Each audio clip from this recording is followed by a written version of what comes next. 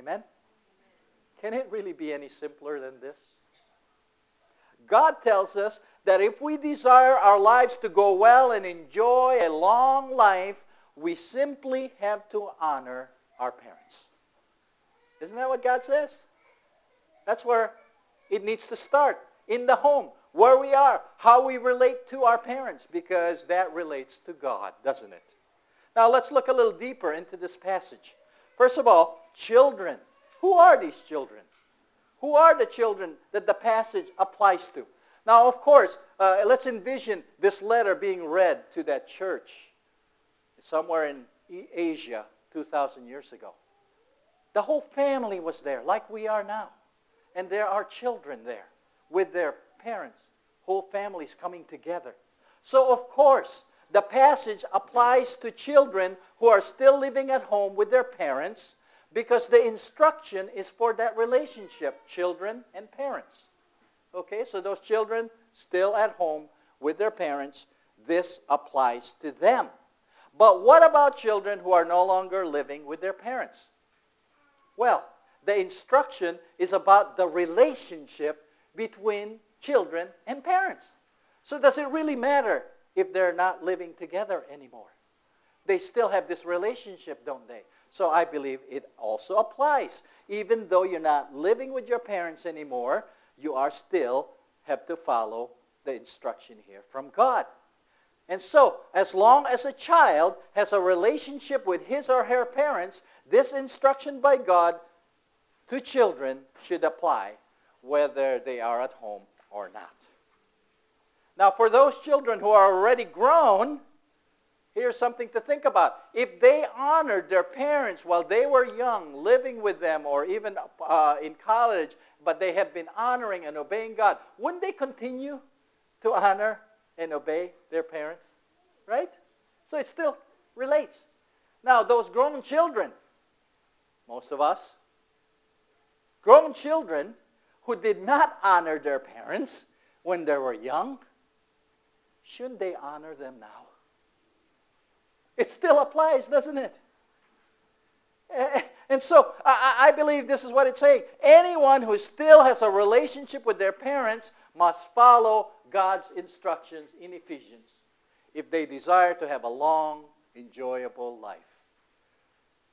You were born from a mom and a dad. You have parents. If you desire a long, enjoyable life, you are to obey and honor your parents. The instructions are there.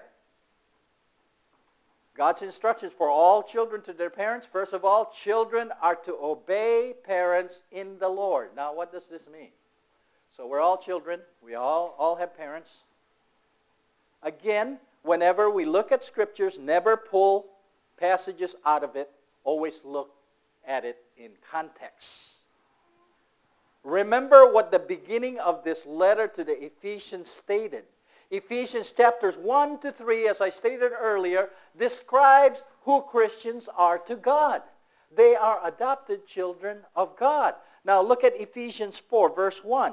It says, as a prisoner for the Lord, then I urge you, Christian, to live a life worthy of the calling you have received. You have been called to be a citizen of heaven as part of the family of God. And then Ephesians 5:1 tells us what? For all Christians, whether you're a parent, a child, or whatever, you're a Christian, this letter is for you. It says, imitate God. Be imitators of God. Christians are to imitate God. And then in Ephesians 5:21, it tells us Christians are to submit to one another. In other words, love one another, encourage one another, take care of one another. And so, before we continue, and before we can apply these specific instructions for husbands and wives, for children and parents, for employers, we need to grasp what God tells us at the beginning. You're a Christian. You're part of God's family. You are called and empowered to imitate God and to love one another. And so, the obedience of children to their parents is about what? It's about being a Christian and obeying God. So, this is what I believe it's saying. And you can talk to me later if you see it otherwise. But number one, all children are to obey their parents unless it is a sin against God. Because this is for Christians, followers of Christ. We are to imitate Christ. So we are to pursue God and Jesus and His Word and say no to sin. So when we are talking about obedience and submission, and remember we talked about wives submitting to their husbands, it doesn't mean slavery.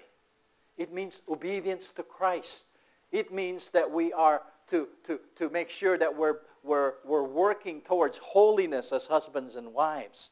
And husbands are called to help wives with that duty, that responsibility. And it's interesting, we'll touch on this a little bit later, God again calls on males to have the responsibility for their children. But we need to note this, first of all. So children are to obey their parents in the Lord.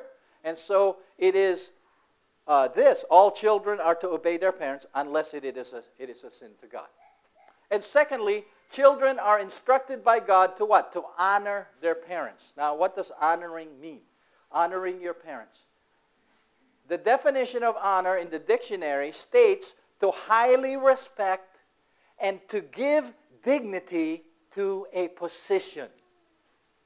So when we honor our parents, we are to highly respect them and give them dignity in their position as our parents. This goes along with our earlier discussion of submission. What is submission in our passages here mean?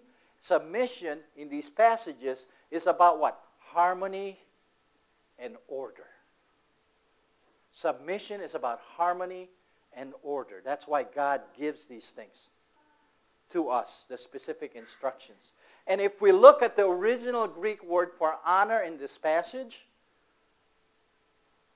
it has the meaning of treating one with value. When you honor someone, you're treating one with value. Children, you are to treat your parents with value. So, if we put this all together, all children are to respect, value, and care for their parents.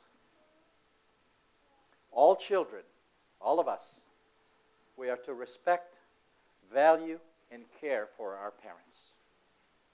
That's what we're called to do. Now, for those of us children who can now understand this, we need to ask ourselves, how am I doing right now, even right now? How do I see my parents? God calls you to respect, to value, and care for them. We are to obey and honor our parents as God desires and God promises to give you long, enjoyable lives. You know, when you're grumbling about your parents, you're going to have a grumbling life. If you respect, honor, and just care for them and do the best you can, pray for them, love them. You know, I love going to seniors' homes, especially, I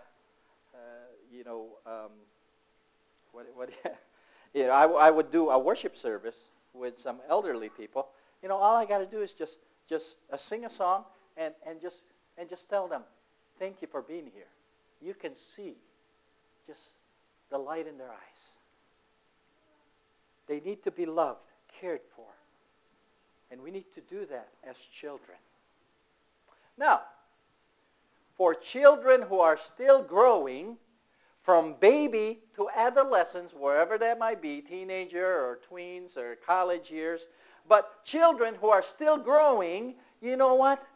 They have to be taught how to obey and honor their parents, don't they? You can't expect a toddler to know how to obey and how to honor their parents. We're still learning that ourselves, and we're grown children. So the parents are given responsibility to teach children to obey and their parents. Children are to obey their parents unless it is a sin. So, parents, what we need to do is teach our children to obey